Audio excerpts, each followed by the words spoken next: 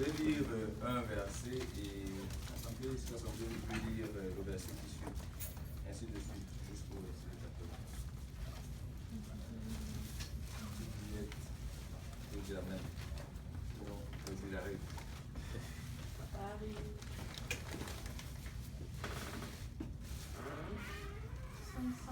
Ça, oui, directement. Je vais commencer le premier verset et l'Assemblée dessus.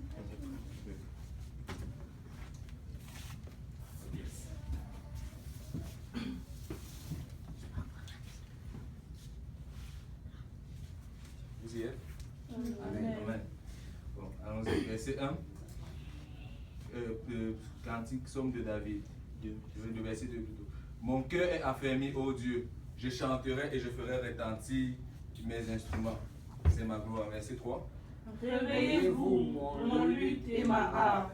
Je réveillerai l'aurore. Amen. Et vous savez, nous devons être en mesure de pouvoir parler même. Des fois, notre corps ne veut même pas chanter, adorer le Seigneur. Mais nous devons dire que voix chante à l'Éternel. Nous devons dire à nos mains de battre pour l'Éternel. Je vais dire le verset 4. Je te louerai parmi les peuples éternels. Je chanterai parmi les nations.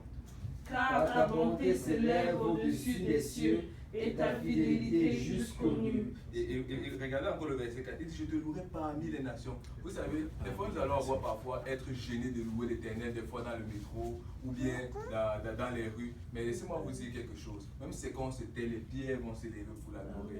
Et même si aujourd'hui, ça c'est une expérience que le Seigneur m'a mis à cœur juste dernièrement. Des fois, regardez d'où on était et regardez là où nous sommes aujourd'hui. Juste pour ça, nous devons adorer le Seigneur. Je vais lire le verset 7, je le lis. Afin que tes bien-aimés soient délivrés, sauve par ta droite, exauce-nous. Verset 8. Dieu a dit dans sa sainteté, je triompherai, je partagerai Sichem, je mesurerai la vallée de Sukkot. Verset 9, je lis. À moi Galate, à moi Manassé, Ephraïm est le rempart de ma tête et Juda mon spectre. Moi est le bassin où je me lave, je jette mon soulier sur Édom, je pousse des cris de joie sur les pays des Philistins. Et regardez le verset 11. Qui me mènera dans la ville forte et qui me conduira à Édom? Vous savez, nous sommes dans un pays, à la ville de Montréal, ici. C'est difficile de gagner des âmes. C'est difficile d'atteindre certains, surtout les Québécois, c'est difficile de les atteindre. Mais là, David dit, qui mènera dans la ville forte? Qui va nous donner ces âmes-là? Et le verset 11, le verset 12 va nous le dire. Si le verset 12 peut lire. N'est-ce pas toi, ô Dieu, qui nous a repoussés? C'est le Seigneur qui va nous donner la victoire. Nous devons continuer de l'adorer parce que le Seigneur ne résiste pas à la louange, il ne résiste pas à l'adoration. Si tu l'adores, laisse-moi te dire que tu auras la victoire. C'est ce que David avait compris. Et le verset 13, c'est moi qui le lirai. Donne-nous du secours contre la détresse. Le secours de l'homme n'est que vanité. Dernier verset, si l'Assemblée peut lire. Avec Dieu, nous ferons des exploits, il écrasera nos ennemis. Avec Dieu, le Seigneur va nous donner des exploits, il va nous écraser nos ennemis. Parce que rien ne résiste devant lui. Si nous pouvons juste donc battre les mains et adorer le Seigneur. Hallelujah.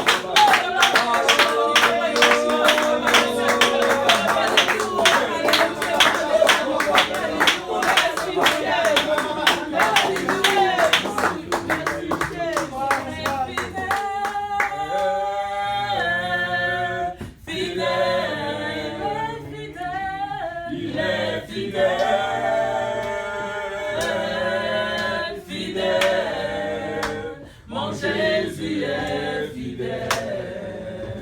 Mon Jésus est fidèle. Mon Jésus est fidèle. Mon Jésus est fidèle. Il est amour. Il est amour.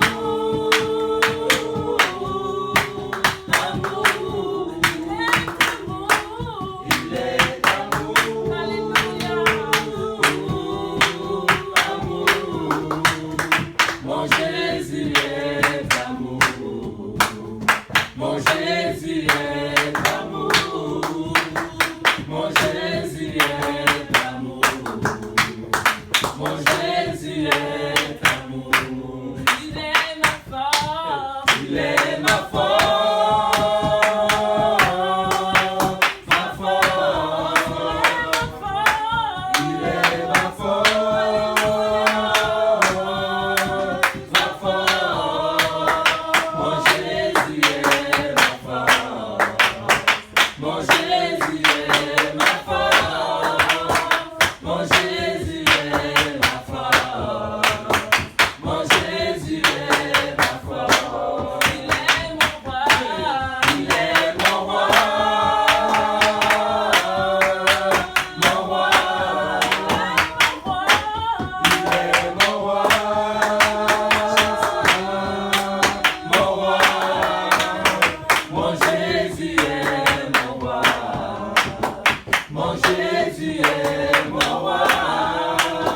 Mon Jésus est mon roi. Mon Jésus est mon roi. Je veux exprimer mon désir, celui de t'adorer, mon roi. Alléluia.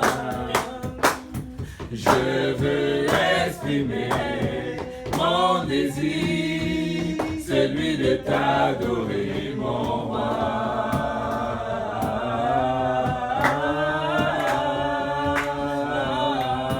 Comme un étendard, tu es. Comme un étendard, Jésus, tu es. Comme un étendard, Jésus, tu es. Comme un étendard, Jésus, tu es. Tu ne m'as pas oublié. Tu m'aimes encore. Tu ne m'as pas délaissé. Tu m'aimes encore. Non, Jésus ne m'a pas oublié. Tu m'aimes encore. Non, il ne m'a pas délaissé. Tu m'aimes encore. Il m'aime dans mes faiblesses. Tu m'aimes encore. Non, il ne m'a pas oublié. Tu m'aimes encore. Non, Jésus ne m'a pas rejeté. Tu m'aimes encore. Non, tu ne m'as pas délaissé. Tu m'aimes encore. Non, Jésus ne m'a pas oublié. Tu m'aimes encore. Il ne m'a pas délaissé. Tu m'aimes encore. Non, Jésus ne m'a pas rejeté. Tu m'aimes encore. Il ne m'a pas délaissé. Tu m'aimes encore. C'est lui mon roi. Tu m'aimes encore. Il ne m'a pas délaissé. Tu m'aimes encore. Jésus est mon berger. Tu m'aimes encore. Il est le fidèle. Tu m'aimes encore.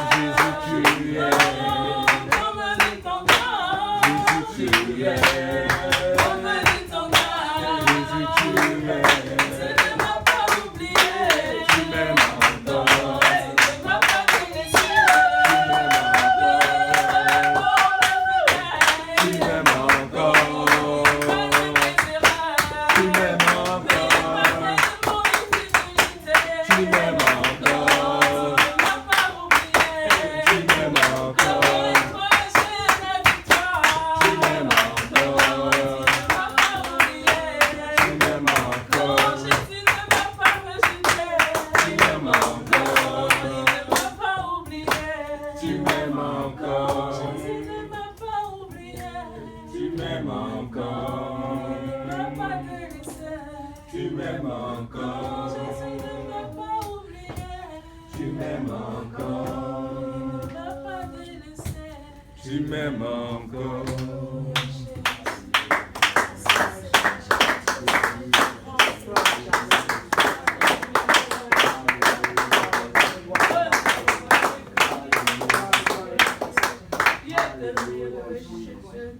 Alléluia. Béni soit le nom du Seigneur. Amen. Alléluia. Notre Dieu est bon. Amen. Il est merveilleux. Il est digne de louange et il est digne d'adoration. Vous pouvez vous asseoir dans la présence du Seigneur. Alléluia. Alléluia. Bienvenue dans le service de Saint-Michel. Amen. Alléluia. Le Seigneur est bon. Amen. Le Seigneur est bon. Il est en train de faire de grandes choses. Et je rends grâce au Seigneur qui m'a donné, il m'a fait grâce de pouvoir participer à cela. Tu sais, c'est une grâce que de pouvoir participer à l'œuvre du Seigneur. Amen. Amen. C'est une grâce que de pouvoir prendre part au réveil que le Seigneur est en train de faire. Tu aurais pu être chez toi en train de sucer ton pouce et de regarder, je ne sais pas quoi à la télé, mais tu es en train de participer à l'œuvre du Christ. Amen. Et moi j'appelle cela l'opération de sauvetage la plus importante Amen. de toute l'humanité.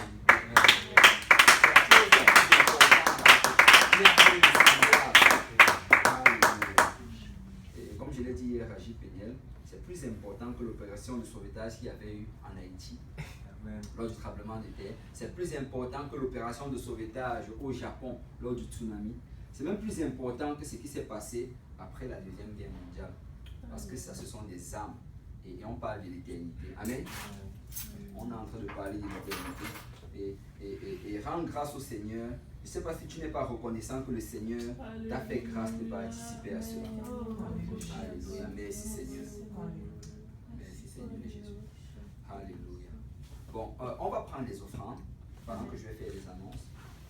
Le frère Pierre puisse avancer, il va prier pour les offrandes et ensuite ça peut s'élever pour la prière. Nous prions tous ensemble. Merci Père éternel, Papa, pour ton amour, pour ta bonté. Merci pour ta présence. Merci de nous avoir fait grâce, Papa, tous ensemble, de participer, Papa, à ce grand plan de sauvetage, Père éternel. Alors, Papa, utilise chacun d'entre nous, Papa, corps, âme et esprit, Papa, pour Seigneur Jésus, Père éternel, pour ton œuvre ici à Saint-Michel. Père éternel, alors que nous allons donner cette offrande, Père, bénis ces offrandes, Père éternel. Bénis-les, Seigneur Jésus, enfin qui permet pour l'avancement de ton œuvre ici, Papa, à Montréal, Papa, et partout ailleurs dans le monde. C'est avec action de grâce que j'ai ainsi prié. Amen. Amen. Au nom de Jésus. Alléluia. Vous pouvez vous asseoir pendant qu'on va passer le plat d'offrande. Mais ce que je voulais vraiment dire à quelqu'un, c'est que, tu sais, je l'ai dit hier, et je vais encore le redire aujourd'hui, c'est que nous sommes les soldats de Christ. Amen. Amen. Nous sommes des soldats, nous sommes engagés dans une armée. Et quand tu es un soldat, tu n'es pas en train de travailler pour toi. Tu ne pars pas en guerre pour toi, mais tu pars en guerre pour le peuple qui en a besoin. Tu pars en guerre pour ta nation. Et l'autre jour, je regardais un peu l'entraînement des... Je ne sais pas s'il y a des gens qui ont déjà vu sur Internet, sur YouTube, l'entraînement des Navy Seals. Les Navy Seals ou bien les Marines. Les Navy Seals, c'est comme les commandos aux États-Unis. Ça, c'est top classe là. C'est déjà, tu ne peux pas être plus tough que ça. Et leur entraînement, ça ne blague pas. Le bootcamp, là, comment on appelle ça, je ne sais pas comment. Quand le démarrage. Hein? Quand le démarrage. Quand d'entraînement. Le bootcamp, c'est bootcamp. C'est quelque chose de... En fait, j'ai un peu vu ça, mais ce n'est pas juste de l'entraînement, c'est de la souffrance.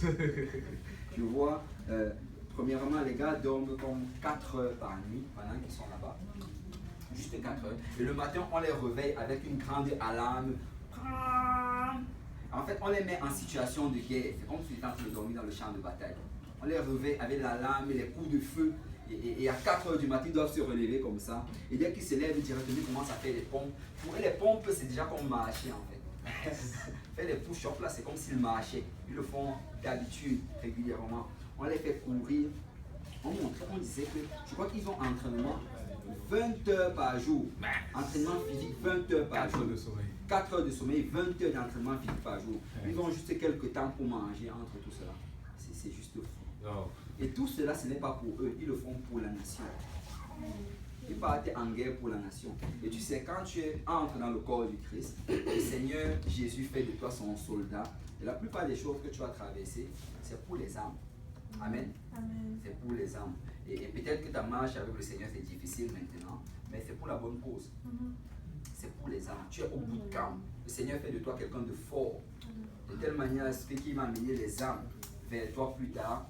Mais tu ne vas pas être offensé par ces âmes-là parce que tu auras déjà traversé des situations difficiles. Tu auras déjà été bâti. Tu seras mûr spirituellement.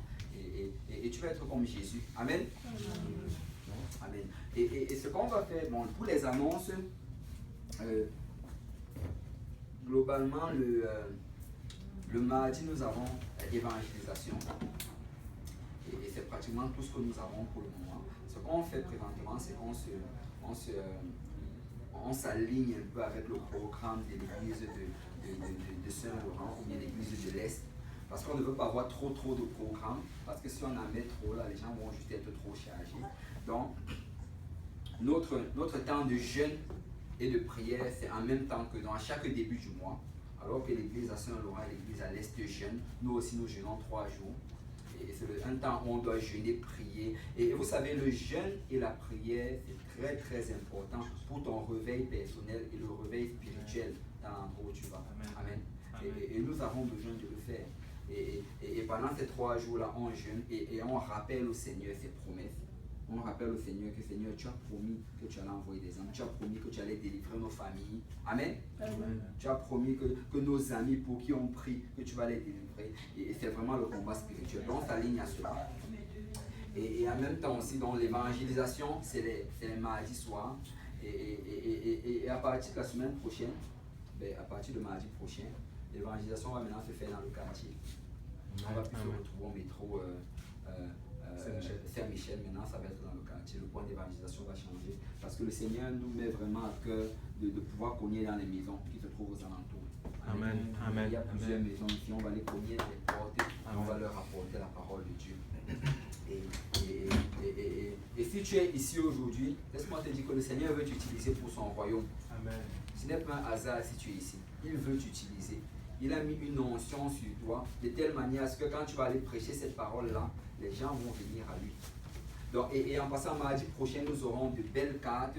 Il y a des magnifiques cartes qu'on va avoir et on va pouvoir aller avec ça. Mais rappelez-vous que l'évangélisation, ce n'est pas aller distribuer les cartes. Amen. Amen. Vous savez, la première église, ils n'avaient pas les cartes. Quand ils partaient, ils avaient Christ en eux. Amen. Quand ils allaient là, ils allaient montrer Christ aux gens. Écoute, et c'est ça qu'on va faire. On va aller cogner aux portes, on va parler on va prier pour les gens, on va leur proposer les études bibliques, on va les inviter à l'église, on va prier pour le Saint-Esprit. Et ça va être excitant. Amen. Amen. Amen. Donc, mardi prochain, on va se retrouver juste ici au parking. C'est à partir d'ici qu'on va partir. À partir de juste ici, juste en bas là au parking. On va se retrouver là. En fait, si vous êtes intéressé par l'évangélisation, à la fin, venez me voir parce que je vais arranger avec vous pour qu'on puisse savoir à quelle heure est-ce qu'on va se retrouver. Amen. Et pour d'autres annonces, je crois que c'est tout pour les annonces. C'est assez facile ici, là. Il n'y a qu'une seule annonce. Amen. Gloire au Seigneur. Ok, on va aller dans la parole du Seigneur. Est-ce que vous êtes capable de voir ceci? Tu vois? Jeff, tu vois?